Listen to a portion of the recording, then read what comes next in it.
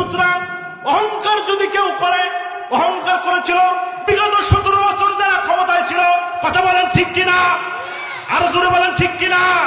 আমার ভাইয়েরা এমন অহংকার করেছিল, বাড়িতে ঘুমোতে দেয় নাই, মানুষগুলোর নামে অযথা মামলা দিয়ে হামলা দিয়ে আলেমদেরকে জেলখানে নিয়ে গেছিল, কথা বলেন ঠিক কিনা। শুধু তাই নয়, বছরের পর বছর ছেলেগুলোকে মামলা দিয়া বাড়ির বাহির করে দিয়েছে, স্ত্রীর সঙ্গে ঘুমাতে পারে নাই, সন্তানের সঙ্গে ভালো করে সময় কাটাতে পারে নাই, জেলখানায় বন্দি করে নিয়ে গেছে। আমার ভাইয়েরা শুধু তাই নয়, এই জালেম স্বৈরাচার সরকার শুধু তাই নয়, অসংখ্য আলেমকে ফাঁসি দিয়ে আজকে রন্ধ করে নির্মমে ফাঁসি দিয়ে মেরেছে, কথা বলেন ঠিক কিনা। শুধু তাই নয় আমার ভাইয়েরা, আমাদের কোরআনের পাখি আল্লামা দিলওয়ার হোসেন সাঈদীকে ফাঁসি দিয়ে যখন মারতে পারলো না, তারা কি করলো, একটা ফন্দি আটলো। ফন্দির মানে হলো সুস্থ মানুষটাকে শোয়া দিল, শোয়া দিয়া হাঁটাটাকে নাটক করাইয়া তাকে ইনজেকশন দিয়া বিছানার ভিতরে শেষ করে দিল, কথা বলে ঠিক কিনা। আমার ভাইরা 17 বছর এই শহীদের শাসক এমন ভাবে এমন কোন নির্যাতন নাই যা মুসলমানদের উপর করে নাই। ইসলাম ভেসে ভেসে এখানে আসে নাই। আমার ভাইরা, আমি আজকে দেখলাম যাদেরকে গ্রেফতার করেছে, হাজার হাজার লোককে যারা খুন করে এখন পর্যন্ত যারা বেঁচে আছে, তাদেরকে দেখলাম হাসতে হাসতে তারা আজকে কোর্টে হাজিরা দিয়েছে, অথচ কোনো অন্যায় করে নাই, কোনো গুনাহ করে নাই, কোনো অন্যায় করে নাই, মারা নাই, কাটাকাটি নাই, কিচ্ছু নাই। তাদেরকে নিয়ে যা ডান্ডা বেরি পরাইয়া, হাতে হ্যান্ডকাপ পরাইয়া জেলখানার ভিতরে গেট থেকে তারা আদালত নিয়েছে। এমন দৃশ্য কি আমরা দেখছি না দেখি নাই? আমরা কথা বলে দেখছি না দেখি নাই?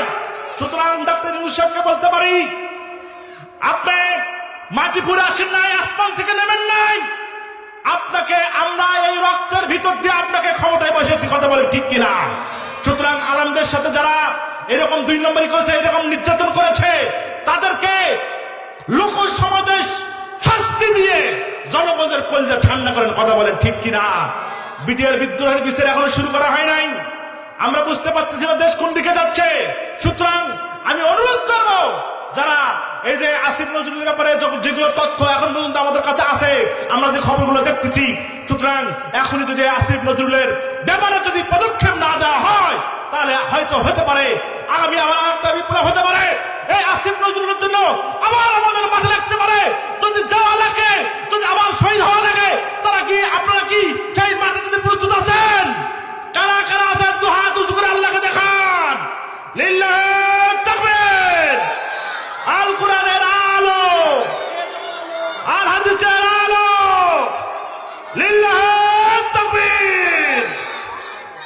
ও বাবু আইসো চট করিয়া, আয়না ঘর তোমার জন্য রাখছি গো সাজাইয়া, কথা বলেন ঠিক কিনা। আরে কথা বলেন ঠিক কিনা। ও বাবু আইসো চট করিয়া, আয়না ঘর তোমার জন্য রাখছি গো সাজাইয়া। আমরা রিসিপশনে বৈশে আছি জুতার মালা লইয়া, আমরা রিসিপশনে বৈশে আছি জুতার মালা লইয়া।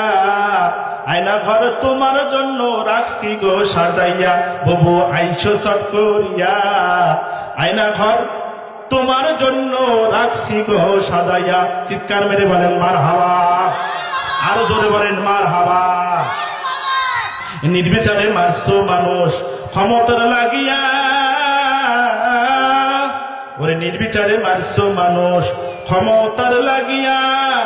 দিন ধর্ম আর মানবতা সবকিছু সারিয়া, কথা বলেন ঠিক কিনা। ওরে নির্বিচারে মারছো মানুষ ক্ষমতার লাগিয়া, দিন ধর্ম আর মানবতা সবকিছু সারিয়া। তোমার পাপের শাস্তি পাইতে হবে, কথা বলেন ঠিক কিনা। ও তোমার পাপের শাস্তি পাইতে হবে, যাইও না ভুলিয়া। আয়না ঘর তোমার জন্য রাখছি গো সাজাইয়া, বাবু আইসো চট করিয়া, আয়না ঘর তোমার জন্য রাখছি গো সাজাইয়া। একটু চিৎকার বলেন মারহাবা। ও তুমি পিতা হত্যার বিচার করছো নিজ হাতে এই দেশে, তোমার বিচার দেখবে জাতি আছে এই খায়েশে। কথা বলেন ঠিক কিনা? আরো জোরে বলেন ঠিক কিনা? ও তুমি পিতা হত্যা করছো বিচার নিজ হাতে এই দেশে, তোমার বিচার দেখবে জাতি আছে এই খায়েশে। ও তুমি